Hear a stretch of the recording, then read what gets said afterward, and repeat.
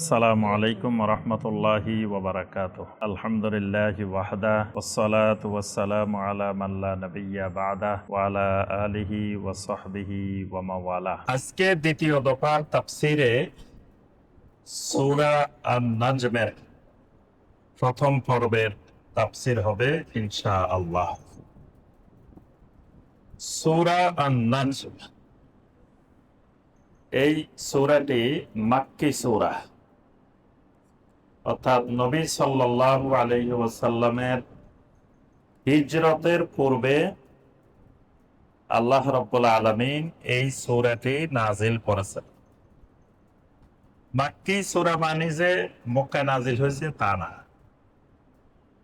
মাক্কি আয়াত মক্কার বাহিরেও নাজিল হতে পারে।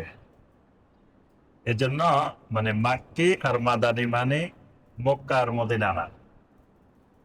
হিজরতের আগে আর হিজরতের পরে। হিজরতের আগে যেখানে নাজিল হোক সবগুলাই মাক্কি সূরা। হিজরতের পরে যেখানে নাজিল হোক, হিজরতের পরে মক্কায়ও নাজিল হয়েছে, কিন্তু সূরা মাদানী। যেমন ধরেন মক্কা বিজয়ের সময় সূরা আল ফাতহ মক্কা বিজয়ের সময় নাজিল হয়েছে।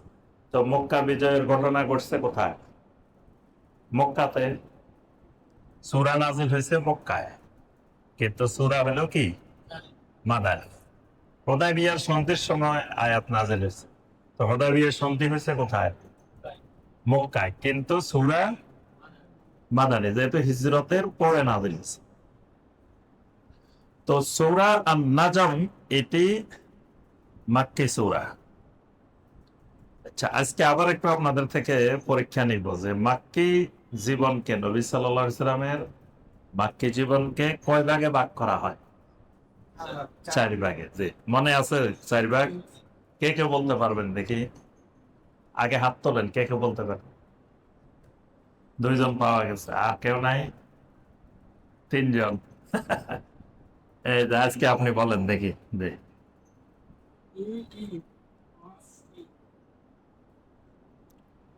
কি বলছেন বুঝি নাই আমরা। প্রথম ভাগ হইলো 3 বছর, মানে নবুয়তের প্রথম 3 বছর হলো প্রথম ভাগ। তারপরে দ্বিতীয় ভাগ হলো 2 বছর, তারপরে তৃতীয় ভাগ 5 বছর, চতুর্থ ভাগ সহজ 3 2 5 3। এটা মনে রাখলে তো হয় 3 2 5 3, এই 4 ভাগ। তো এখন কোন সূরা যদি মাক্কি হয় তো এখন বুঝতে হবে মাক্কি জীবনের কোন ভাগে সূরাটা নাজিল হয়েছে। মাক্কি তো ঠিক আছে, 13 বছর পুরাটাই মাক্কি। তো মাক্কি জীবনের 4টা ভাগ এজন্য করা হয়েছে যে 4 অংশে দাওয়াতের পরিবেশ পরিস্থিতি ভিন্ন ভিন্ন ছিল। এজন্য মাক্কি সূরা পড়লে দেখতে হবে এটা মাক্কি জীবনের কোন ভাগে। সূরা আন-নাজম এটা মাক্কি জীবনের 3য় ভাগে নাজিল হয়। মাক্কি জীবনের 3য় ভাগ মানে নবুয়তের 6ষ্ঠ বছর থেকে 10ম বছর, এর মাঝামাঝি এই সূরাটি নাজিল হয়। এই সূরাটি এই সময় নাজিলের পক্ষে একটা দলিল আছে। 5ম হিজরির রজব মাসে, 5ম হিজরি না, নবুয়তের 5 বছরের 5ম বছরের রজব মাসে একদল সাহাবায়ে কেরাম আবিসিনিয়া হিজরত করছেন। আবিসিনিয়া এখন কোথায় বর্তমানে বলেন তো? আবিসিনিয়া রাসূলের যুগের আবিসিনিয়া বর্তমান যুগে কোন দেশ? হ্যাঁ হ্যাঁ, এখন এটা কোন দেশ? ইথিওপিয়া। আফ্রিকার ইথিওপিয়া আছে না? ইথিওপিয়া নাম শুনছেন? হ্যাঁ, ইথিওপিয়া অনেক বড় দেশ আফ্রিকা, সুদানের কাছাকাছি, সুদানের সাথে। সুদান, ইথিওপিয়া, তারপরে আপনার নাইজেরিয়া, আলজেরিয়া, এগুলো কাছাকাছি। তো এখন এই আফ্রিকার ইথিওপিয়া, ওই যুগের আবিসিনিয়া, একদল সাহাবায়ে কেরাম প্রচন্ড যখন শারীরিক অত্যাচার নির্যাতন বেড়ে যায়, তখন সাহাবায়ে কেরাম ইথিওপিয়া, আবিসিনিয়া হিজরত করছে। এখন এই সূরাটা যখন নাজিল হয়, তো নবী সাল্লাল্লাহু আলাইহি ওয়াসাল্লাম এই সূরাটা তেলাওয়াত করে শোনাইলেন। তো যখন তেলাওয়াত করতেছিলেন, সেখানে মুসলিমেরাও ছিলেন, মুশরিকেরাও ছিলেন। মক্কা মুকাররমার সামনে মুসলিমও আছে, মুশরিকও আছে। সবার সামনে নবী সাল্লাল্লাহু আলাইহি ওয়াসাল্লাম এই সূরাটা তেলাওয়াত করছেন। তেলাওয়াত করার পরে এই সূরার মধ্যে সেজদার আয়াত আছে। এই সূরার শেষ আয়াতটা, এটা হলো সেজদার আয়াত। এবং ইবনে মাসউদ রাদিয়াল্লাহু তাআলা আনহু বলেন, এটাই আউয়ালু সূরা উনজিলাত ফীহি আস-সাজদা, মানে এটাই প্রথম সূরা যে সূরার মধ্যে সেজদার আয়াত নাযিল হয়েছে। এর আগে আর সেজদার আয়াত নাযিল হয়নি। তো এখন এই সূরাটা নবী সাল্লাল্লাহু আলাইহি ওয়াসাল্লাম তেলাওয়াত করার পরে নবী সাল্লাল্লাহু আলাইহি ওয়াসাল্লাম সেজদা করলেন। নবী সাল্লাল্লাহু আলাইহি ওয়াসাল্লামের সেজদার সাথে সাথে মুসলিমেরাও সেজদা করছে, মুশরিকেরাও সেজদা করছে। যে মুশরিকেরা সূরাটা শুনছে তারাও সেজদা করছে।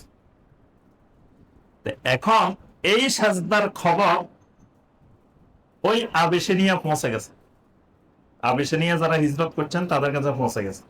তাদের কাছে খবরটা পৌঁছছে এইভাবে যে মক্কার বড় বড় যত মুশরিক ছিল, কাফের ছিল, এরা সবাই মুসলমান হয়ে গেছে। দেখো, এই যে আল্লাহ রসুল এখানে সেজদা করছেন, এই সূরা সূরা নজম নাযিল হয়েছে, রাসূলের সাথে বড় বড় কাফের মুশরিকের নেতারাও সেজদা করছে, তাহলে তারা মুসলমান হয়ে গেছে। এই খবরটা তাদের কাছে পৌঁছে গেছে। তো তারা এই খবর পাওয়ার পরে একদল আবার দেখতে আসছে আসলে ঘটনা বাস্তব কিনা। যদি মক্কার বড় বড় নেতারা মুসলমান হয়ে যায়, মুসলিম হয়ে যায়, তাহলে তো আর আবিসিনিয়া থাকার দরকার নাই, তারা আবার চলে আসবেন। আসি দেখেন যে ঘটনা উল্টা, আসলে তারা মুসলিম হয় নাই। তারা কোরআনে কারীম এমন মনোযোগ দিয়ে শুনতেছিল নবী সাল্লাল্লাহু আলাইহি ওয়াসাল্লামের কণ্ঠে, শুনতে শুনতে কোন ফাঁকে দিয়ে তারা সেজদা করে ফেলছে এটা তারা নিজেরাও টের পায়নি। আচ্ছা, এখন বড় বড় না তারা সেজদা করে ফেলছে, এবার ছোট জনগণ, এদের অনুসারীরা আছে না, অনুসারীরা এবার এদেরকে ধরছে, আপনারা কেন কোরআন শুনি সেজদা করছেন? তাহলে মনে হয় ভিতরে ভিতরে আপনারা মনে হয় মুসলমান হয়ে গেছে। সাধারণ জনগণ আসে বলতেছে, আপনারা ভিতরে ভিতরে মুসলমান হয়ে গেছেন, আমাদেরকে মুসলমান হতে দিতেছেন না, না আপনারা সেজদা করলেন কেন? তখন এরা বানাইছে যে শোনা, এরা আবার নিজেরা বসে বসে একটা মিথ্যা কাহিনী বানাইছে। এই কাহিনীটাকে বলা হয় কিসসাতুল গারানেকাহ। এটা রাসূলের সিরাতের মধ্যে প্রসিদ্ধ একটা ঘটনা, কিসসাতুল গারানেকাহ। হ্যাঁ, কি? না না, সন্দেহ না, গারার না, গারানেকাহ না, গারনাক। গারনাকের বহু বচন হলো গারানেকাহ।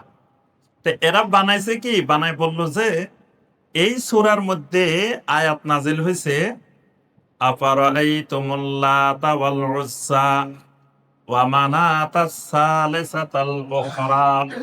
এখানে আল্লাহ তিনটা বড় বড় দেবতার নাম বলছে, লাত, উজ্জা, মানাত।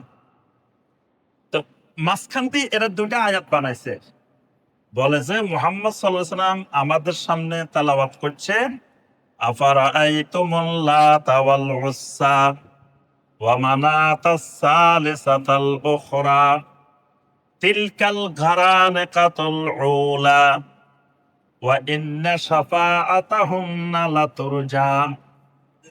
এই দুইটা এরা বানাইছে মাঝখান দিয়ে। হ্যাঁ, বলে যে শোনো, আল্লাহ বলছে তোমরা কি লাত, উজ্জা, মানাত সম্পর্কে চিন্তা করে দেখছো? এরা কারা? এরা কি?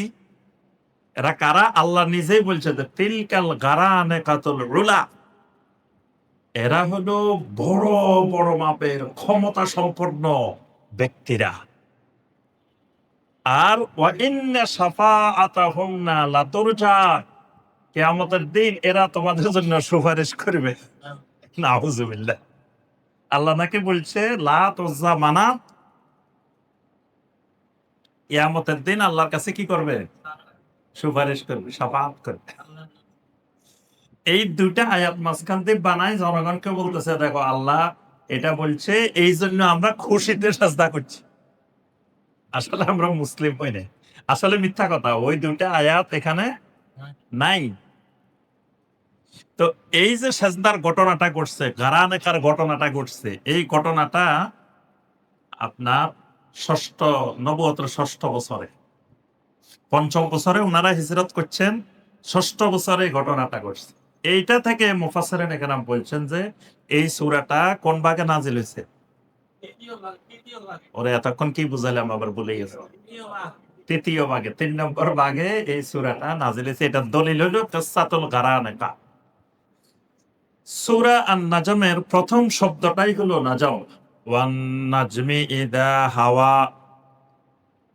আল্লাহ পাক প্রথমেই ওয়ান নাজমে, নাজমের কসম করছেন। নাজম মানে তারকারাজি, নক্ষত্ররাজি, এটার কসম করছেন। এখান থেকে সূরাটার নাম হলো সূরা আন-নাজম। এই সূরাটির মধ্যে আল্লাহ রাব্বুল আলামিন প্রথমত এই কসমগুলো করে নবী সাল্লাল্লাহু আলাইহি ওয়াসাল্লামের মেরাজের ঘটনাকে সত্যায়িত করেছে। এখন কথা হলো নবী সাল্লাল্লাহু আলাইহি ওয়াসাল্লামের মেরাজ হয়েছে কখন? এবার বলেন। নবী সাল্লাল্লাহু আলাইহি ওয়াসাল্লামের মেরাজ হিজরতের আগে হয়েছে না পরে হয়েছে? এটার কারণ হলো আপনারা সিরাত ভালো করে পড়তে হবে। সিরাতটাও বেশি বেশি পড়তে হবে। আজকে মুসলিমেরা সিরাত পড়ে না। ১ লক্ষের মধ্যে একজন মুসলমান পাইবেন না যে রাসূলের সিরাতটা ভালো করে একবার পড়ছে, এরকম নাই। অথচ রাসূলের সিরাত প্রতিদিন পড়তে হবে। কারণ সিরাত নিয়ে একজন মুসলিম জীবন যাপন করবে। তো রাসূলের সিরাত না জানলে কোরআনও বোঝা যাবে না, সুন্নাহও বোঝা যাবে না, দ্বীনও বোঝা যাবে না। মেরাজ নবী সাল্লাল্লাহু আলাইহি ওয়াসাল্লামের হিজরতের ১ বছর আগে মেরাজ হয়। তো এখন আমরা বলছি যে সাজদা করছে কোন সালে? নবুয়তের ষষ্ঠ বছরে।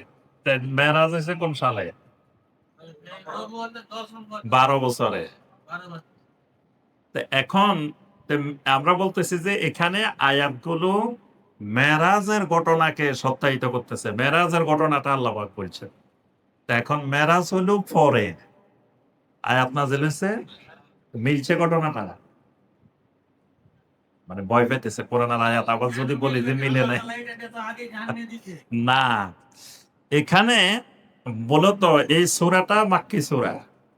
কিন্তু এর অর্থ এই নয় যে সবগুলা আয়াত একসাথে নাযিল হইছে। কিছু আয়াত আগে, কিছু আয়াত পরে। পরের আয়াতগুলো এখানে আগে আসছে, আগের আয়াতগুলো পরে আসছে। বুঝে আসছে আবার কথাটা? হ্যাঁ, মানে কোরআনে কারিমের এই ধারাবাহিক বিষয়টা বুঝতে হবে। আয়াত আগে মানে আগে নাযিল হইছে এমন না। সবার আগে আয়াত নাযিল হইছে কোনটা? ইকরা বিসমি রাব্বিকাল্লাযী খালাক। এটা কোন পারায়? ৩০ পারা। নাযিল হইছে সবার আগে, কিন্তু সূরা হইছে কোন পারায়? ৩০ পারায়।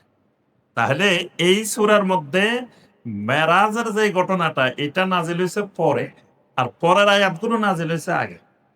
তো আল্লাহ রাব্বুল আলামিন সূরাটাকে এভাবে সাজিয়ে দিয়েছেন। এজন্য আপনাকে বর্তমানে অনেক ফিতনা মুসলিম উম্মাহর সামনে ভয়াবহ আকার ধারণ করতেছে। তো ওই ফিতনাবাজেরা এই জিনিসগুলা খোঁজে। ফিতনা সমাজ থেকে আপনি আমি চাইলে নির্মূল করতে পারবো না। কারণ ফিতনা এটা আল্লাহর পক্ষ থেকে আসবে।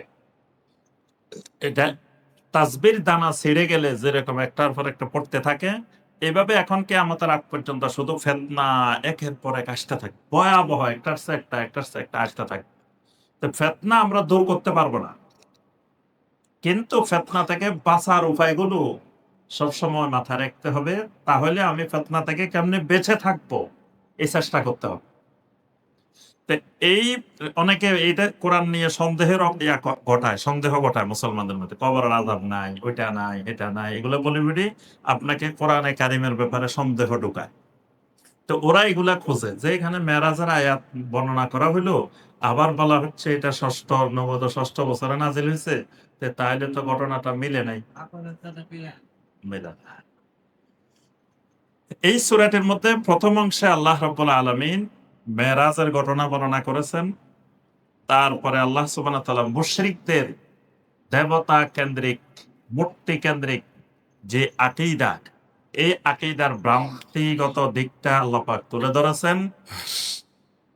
এরপরে আল্লাহ রাব্বুল আলামিন মক্কার কিছু বড় বড় মুশরিকদের তাদের চিন্তা চেতনা আকীদার কথা বর্ণনা করে আল্লাহ রাব্বুল আলামিন কিছু বিষয় যে আল্লাহর রুবুবিয়্যতের পরিচয় দিয়ে সূরাটি আল্লাহ পাক শেষ করেছেন, এবং সর্বশেষ তাওহীদুল উলূহিয়্যাত দিয়ে আল্লাহ পাক এই সূরাটি শেষ করেছেন। আল্লাহ রাব্বুল আলামিন বলেন, ওয়ান নাজমি ইযা হাওয়া, নক্ষত্র রাজির কসম, ওই নক্ষত্রের কসম, ইযা হাওয়া, যখন নক্ষত্র অস্তমিত হয়, নক্ষত্র যখন ডুবে যায়, ওই ডুবে যাওয়ার কসম। নক্ষত্র ডুবে যায় মানে কি?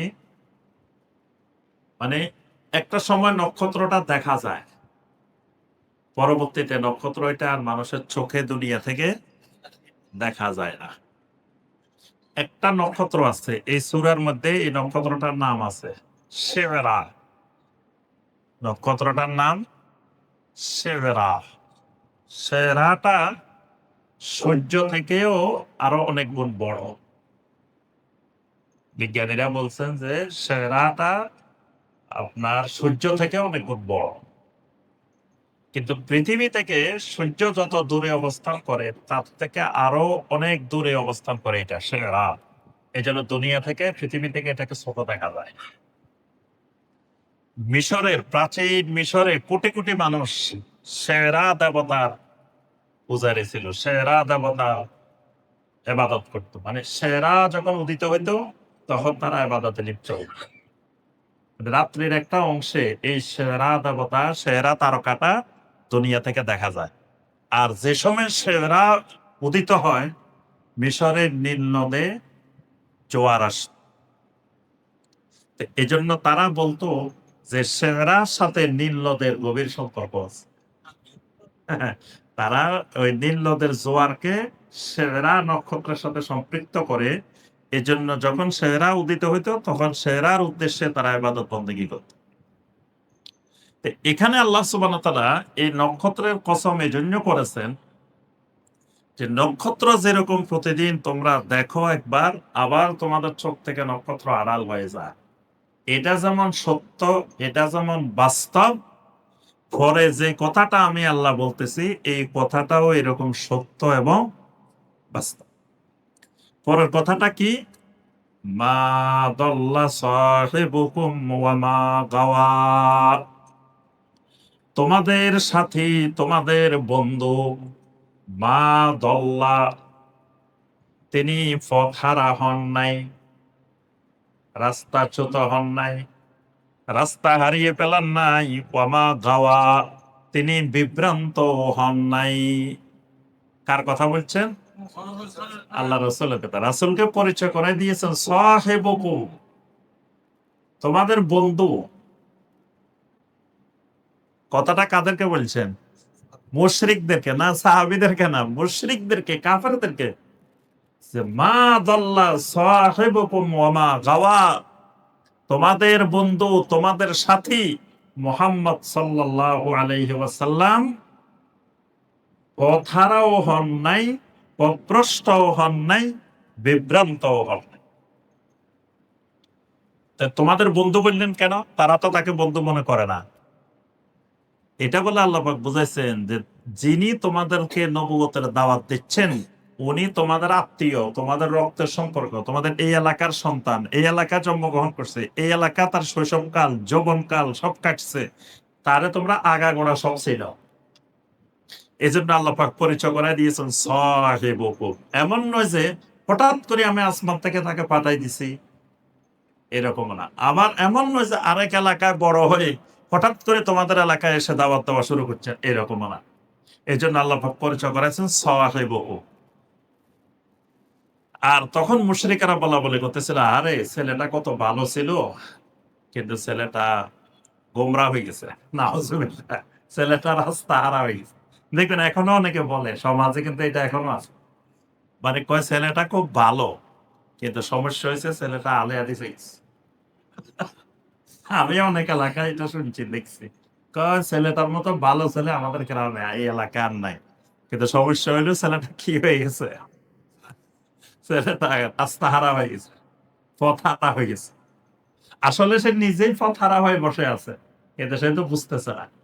তা আল্লাহ পাক এজন্য কাফেরদেরকে বলতেছেন যে, "শোনাও, নক্ষত্ররাজি যেভাবে অস্তমিত হয়, তোমাদের সামনে আসে, তোমাদের থেকে বিলুপ্ত হয়, এটা যেমন বাস্তব, ঠিক এইরকম সত্য এবং বাস্তব কথা তোমাদের বন্ধু, তোমাদের সাথী পথহারা হন নাই, বিভ্রান্ত হন নাই, গোমরা হন নাই। তিনিই সঠিক পথে আছেন। তোমরা সবাই ওই রাস্তার হারা হয়ে গেছো। তোমরাই বিভ্রান্তির মধ্যে আছো।"